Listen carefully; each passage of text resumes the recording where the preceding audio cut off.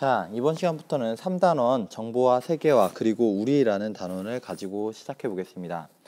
첫 번째 단원은 우리가 어떻게 정보 사회와 밀접한 연관을 가지고 있는지에 대한 단원입니다. 그래서 우선 과학기술의 발달과 우리 생활에 대해서 한번 알아보겠습니다. 자, 우리는 과학기술이 발달하면서 노동시간이 굉장히 줄게 되었어요. 그래서 우리가 일하는 시간이 줄어든 만큼 우리는 우리의 삶을 훨씬 더 즐길 수 있게 여가 시간이 늘어나게 됩니다. 이건 누구도 부정할 수 없는 사실이에요. 거기다가 불치병이라고 생각되었던 병들도 우리는 쉽게 해결할 수 있게 되었고요. 비행기, 우리는 평생 가볼 수도 없는 곳을 갈 수 있게 되었죠. 뿐만 아니라 우주를 진출해서 우리는 우주 탐사까지도 하고 있어요. 바야흐로 인간의 전성시대라고 할 수가 있겠습니다. 이 과학기술의 발달에는 여러 가지가 있는데 그 중에 하나는 이 로봇의 발달입니다.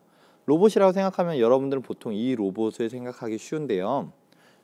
이제 인간형 로봇이라고 해서 인간 대신해서 일을 해주기도 하고 인간처럼 말을 듣고 인간의 일을 대신해주는 그런 로봇이에요. 근데 이런 로봇보다 우리 삶에 훨씬 더 밀접한 로봇은 이런 로봇이죠. 공장에서 자동차를 만들 때 옛날 같으면 사람들이 다 직접 여기다가 몽키 스패너라는 도구를 들고 이렇게 가가지고 여기서 고치고 합니다. 고치고 철판을 붙이고 녹이고 이런 일들을 하는데 굉장히 위험할 뿐더러 많은 양을 생산해내지 못했어요. 그런데 여기는 로봇 팔들이 자기가 주어진 역할들을 이 차가 이렇게 쭉 오는 동안에 하나씩 하나씩 하게 됩니다.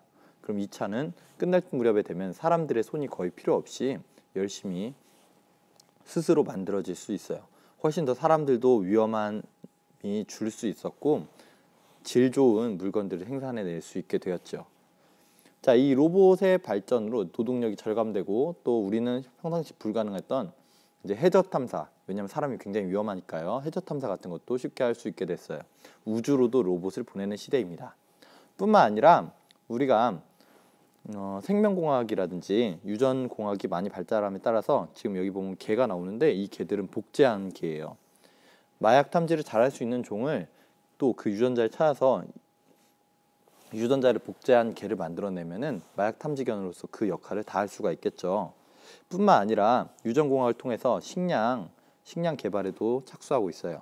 얘는 무추예요, 무추.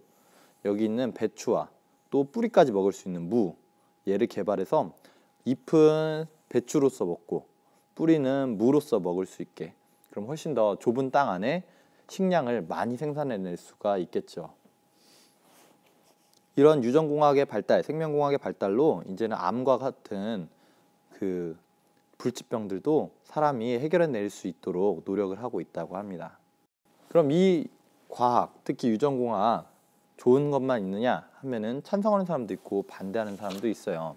이 유전공학의 발달을 찬성하는 사람들은 어떤 생각을 하냐면요, 불치병을 해결할 수 있지 않느냐 뿐만 아니라 아프리카에서 주워하는 사람들을 위해서 이 사람들을 위해 식량 문제를 해결해낼 수 있지 않는가라고 이야기를 하고 있고요. 반대 입장에서는 유전공학을 이용해서 곡식 많이 생산하고 막 환자 치료하면 좋은 일 같죠. 하지만 거기까지 희생이 굉장히 많이 따른다라고 이 희생에 대해서 이야기합니다. 관점이 다르죠. 자, 그래서 먼저 이야기 나오는 게 동식물의 희생이에요. 왜냐면은 사람을 바로 복제를 할 수가 없겠죠. 그래서 그럼 실험이 필요해요. 이 실험들은 대체로 동물들에게 많이 이루어집니다. 이 동물들 그리고 여러 식물들이 실험에 희생되는 동물들은 어떻게 할 것이냐라는 생각이에요. 아울러서 두 번째는 새로운 질병을 만들어내고 있다는 거예요. 물론 밝혀진 건 아니지만 아직 유전자를 우리가 유전자공학으로 함부로 새로운 식량을 개발한다거나 하는 것은 굉장히 위험할 수도 있어서 우리가 기존에 가지고 있던 항체, 몸에서 병균을 이겨내는 힘으로는 이겨낼 수 없는 그런 질병을 만들어내는 것 아니냐.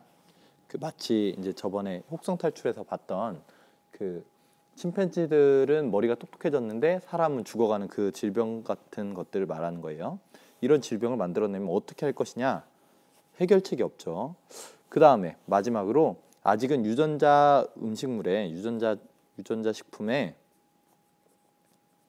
안전성이 안전성이 검사되지 않았다라고 합니다. 안전한지 사람들이 알 수 없는데 그냥 무턱대고 먹을 수는 없다라고 하면서 과학기술에 대해서도 과학기술의 발전이 우리 삶을 더 행복하게 해주냐 아니면 우리 삶에 더 힘든 일들을 많이 안겨주느냐에 대해서는 사람마다 의견이 다르다고 합니다.